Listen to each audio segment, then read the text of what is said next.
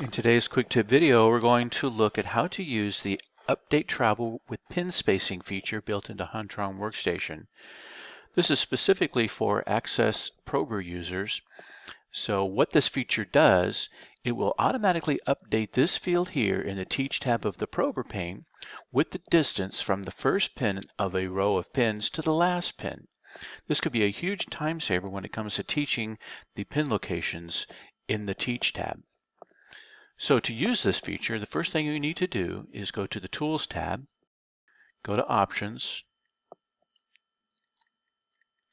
select the Prober tab. So here you'll see this item here, Update Travel with Pin Spacing. You want to make sure that that box is checked. If that is checked, then the feature is enabled. So what we'll do is go ahead and show you how this works. We'll start by adding a new component called U30. This is going to be this very large QFP device on the board. And we'll call it a multi-package, and that is 176 pins. Now here's your pin spacing field. For this feature to work properly, you need to have the correct pin spacing in this field. This means you need to know the distance between the pins on the IC. So how do you determine that particular distance? Well, there's a couple ways. So this will be the good time for us to give you a bonus quick tip.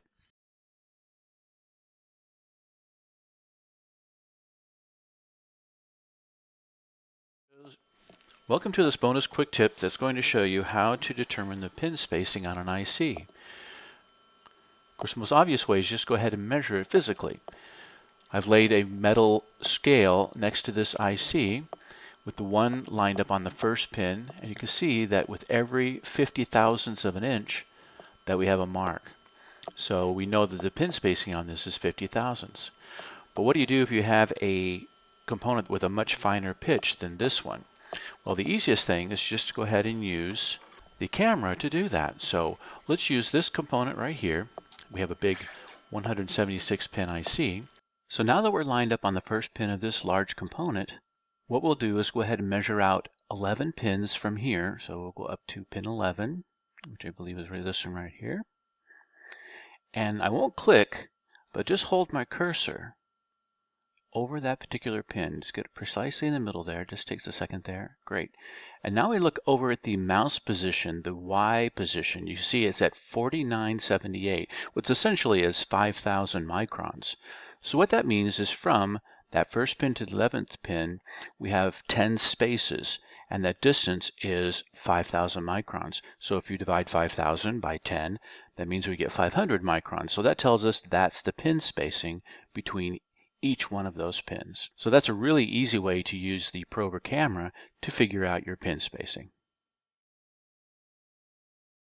Okay, so now that we know a couple of ways to determine the pin spacing on your IC, let's go ahead and put in the correct distance here. This particular one happens to be 500 microns. We'll click OK. And the component is created. So the next thing to do is just go ahead and teach the pin location. So you can see I've already got this lined up on pin 1 of U30 just to save some time. So we'll go ahead and select pin number 1 and then save this. Now this field here is determined by the number of pins and also the pin spacing that you put in for the component. So it knows that there will be 44 pins on this side. So just by making sure that that field is selected, we'll just hit the up arrow key one time, and the crosshair should move precisely to the end pin of that row. So now all we have to do is just click Save for that pins and group. The software automatically increments to pin 45, so let's go ahead and go to the next row. Let's get lined up on the next pin. Just make a slight adjustment. It's important that you get lined up on the first pin very precisely. That looks really good, so we'll save that. Again, the distance from the beginning of this row to the end of the row should be automatically be inserted into this field based on this pins and group number. So now you would just click the left arrow button. You see it's precisely on that spot. So we'll save that group of pins and just continue to do this for every side of the IC. Let's make a slight adjustment on the position of that one. That looks good, so we'll save that, save, and make sure this is selected. Hit the forward arrow key button, and there we go. So we'll save that group. I now move to the first pin of the last row. Looks good, so we'll save that. Hit the right arrow key. And it's precisely on that last pin. So you save that, and teaching of that component is complete. So you can see how much time that particular feature really does save you when it comes to teaching these very large components. So the issue is mainly that the end of the row is out of the camera view. So you only have to take one click of an arrow button to get from the beginning of the row to the end of the row. I hope you found this quick tip useful, and please feel free to view all the other videos on the Huntron YouTube channel.